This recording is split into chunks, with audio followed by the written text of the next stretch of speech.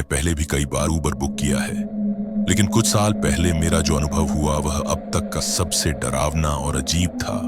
यह शनिवार की रात थी और मैं अपने दोस्तों के साथ बार हॉपिंग कर रहा था। लगभग रात 1:30 पर जब मेरे दोस्तों और मैंने फैसला किया कि अभी घर निकलना चाहिए, तो मैंने अपने दोस्तों को अलविदा कहा। जब वे बस स्टॉप की ओर चल दिए, मैं उल्टी दिशा में रहता हूँ, तो मैं उस स्थान की ओर चलने लगा जहां मेरा भाई मुझे लेने आने वाला था। लेकिन जैसे ही मैंने अपना फोन निकाला तो मुझे भाई का मैसेज मिला कि वह मुझे लेने नहीं आ सकता क्योंकि उसे काम के लिए बुलाया गया है। वह रात में काम करता है। मैंने उबर खोली और वहां एक व्यक्ति था जो लगभग 2 मिनट दूर था, तो मैंने उस व्यक्ति को मुझे लेने के लिए बुक किया। उसका नाम रवि था और उसकी तस्वीर में वह एक गंजा 30-35 उम्र का व्यक्ति था जिसकी मूछें और हल्की दाढ़ी थी। एक पुरानी कार मेरे बगल में रुकी। रवि ने खिड़की से झांका और पुष्टि की कि वह मेरा उबर ड्राइवर है। जैसे ही मैं अंदर बैठा, मैंने देखा कि पैसेंजर सीट में एक और व्यक्ति बैठा हुआ है। मैंने कहा, ओह हेलो, लेकिन उन्होंने जवाब नहीं दिया। मैंने रवि से पूछा कि उसकी रात कैसी चल रही है। उसने भी जवाब नहीं दिया। मैं बहुत नशे में था और थका हुआ भी, तो मैंने ज्यादा ध्यान नहीं दिया। डेस्टिनेशन तो पहले से ही ऐप में डाला हुआ था। तो रवि गाड़ी चलाने लगा। मैं अपने फोन में स्क्रॉल कर रहा था और दोस्तों को मैसेज कर रहा था। तभी मैंने सुना कि रवि अपने आप में फुसफुसाने लगा और बड़बड़ाने लगा। मुझे समझ में नहीं आया कि वह क्या कह रहे हैं और वह मुझसे बात कर रहा है या अपने बगल में बैठे व्यक्ति से, तो मैंने इसे इग्नोर कर दिया। जैसे जैसे वो गाड़ी चला रहा था, वो और बेचैन होने लगा और जो वो कह रहे थे वो और ज्यादा स्पष्ट होने लगे। एक बात जो मैंने सुनी वो यह थी कि रवि जोर से फुसफुसाए, तू कर ले, मैं दोबारा जेल जाने का जोखिम नहीं ले सकता। हालांकि मैं नशे में था। ये मेरे लिए काफी था कि मैं फोन में लगे रहने के बजाय चारों ओर देखूं और रवि और उस व्यक्ति को और ज्यादा ध्यान से देखूं। उस व्यक्ति ने पूरी सवारी में एक शब्द भी नहीं कहा, जो मुझे अजीब लगा। मैंने बाहर देखा तो पता चला कि हम कच्चे रास्ते पर हैं, जो असामान्य नहीं था क्योंकि यह रास्ता मेरे घर ले जाता है। अगली घटना यह हुई कि रवि ने रेस्ट स्टॉप पर गाड़ी रोक दी। वो फिर से अपने आप में बात करने लगा और बोला, मैं यह नहीं करूंगा। फिर उसने बगल में बैठे व्यक्ति के चेहरे पर मुक्का मार दिया और गाड़ी से उतर गया। उसने ट्रंक से कुछ निकाला और अंधेरे में चलते चला गया। मैं हैरान था कि क्या हो रहा है। मैंने पैसेंजर सीट वाले व्यक्ति से पूछा कि क्या वह ठीक है, लेकिन उसने कोई जवाब या प्रतिक्रिया नहीं दी।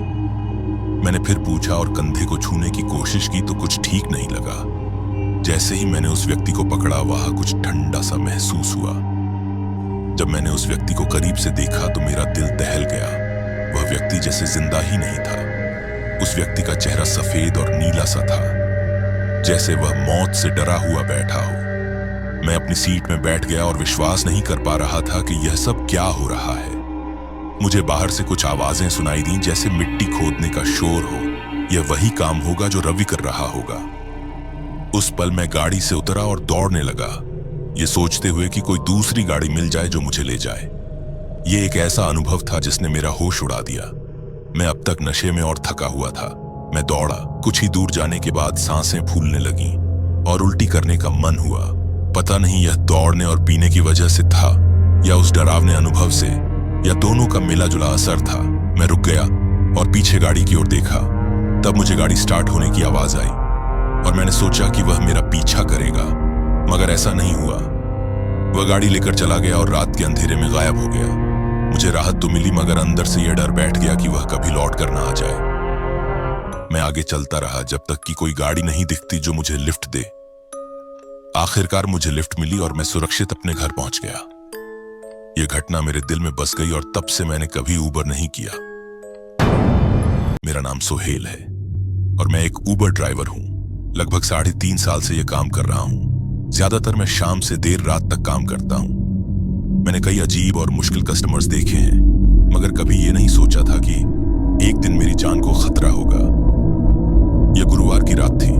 करीब 10:30 का समय था जब मुझे एक व्यक्ति का अलर्ट मिला जिसका नाम रितेश था, जो राइड चाहता था।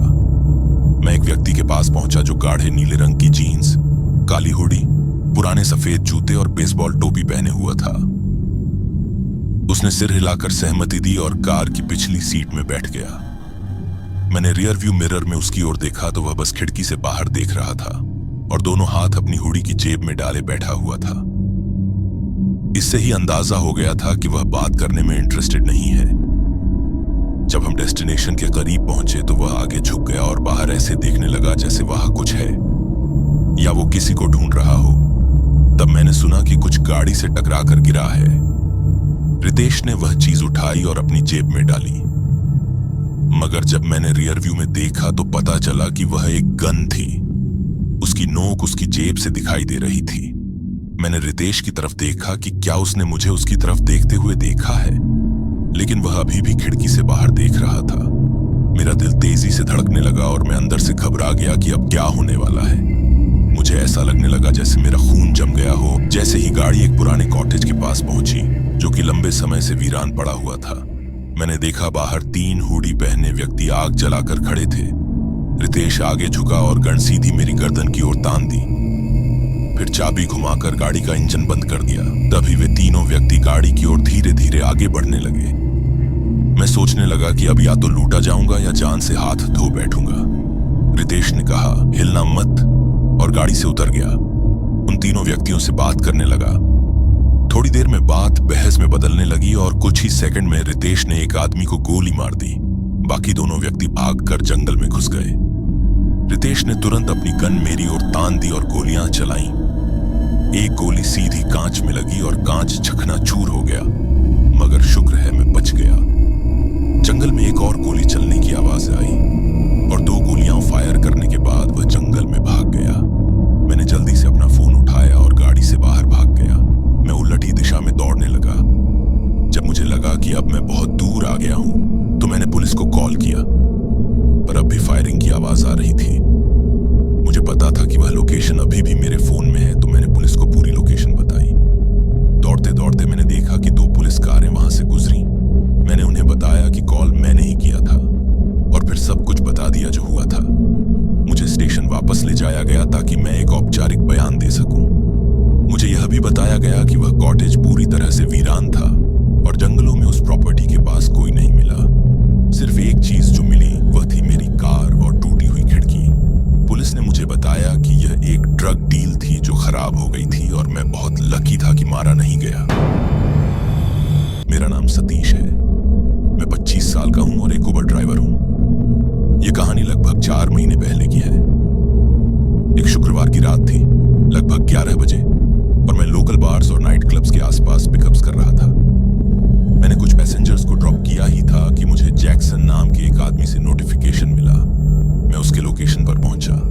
तभी एक आदमी ने मेरी विंडो से झांकते हुए पूछा, क्या तुम सतीश हो, मेरा उबर ड्राइवर? मैंने कहा, हाँ, तुम जैक्सन हो? उसने जवाब दिया, हाँ, और गाड़ी में बैठ गया। जैसे ही वह बैठा मैं उसे और अच्छे से देख पाया। उसके लंबे गंदे ब्लॉन्ड बाल थे, शेव नहीं की हुई थी, और आंखों के नीचे लाल डार्क सर्कल्स थे। वो जीन्स और एक डार्क ब्लू हुडी पहने हुए था। मैंने गाड़ी उसके दिए हुए डेस्टिनेशन की तरफ चलाना शुरू किया। ज्यादा देर नहीं हुई थी कि मुझे उसकी बदबू महसूस होने लगी। मैंने उसे रियर व्यू मिरर से कुछ बार देखा। वह काफी पैनिक जैसा लग रहा था। बार बार बाहर देख रहा था, जैसे किसी को ढूंढ रहा हो। जहां वो जा रहा था वह एक बार था जो शहर के शांत हिस्से में था। असल में मुझे लगा कि वह बार बंद हो चुका है, पर मैं उससे कुछ पूछना नहीं चाहता था क्योंकि वह मुझे अजीब लग रहा था। यात्रा शुरू होने से लेकर अब तक उसने कुछ नहीं कहा। वह बस आसपास देखता रहा। वह अपने साथ किसी तरह की शराब पी रहा था।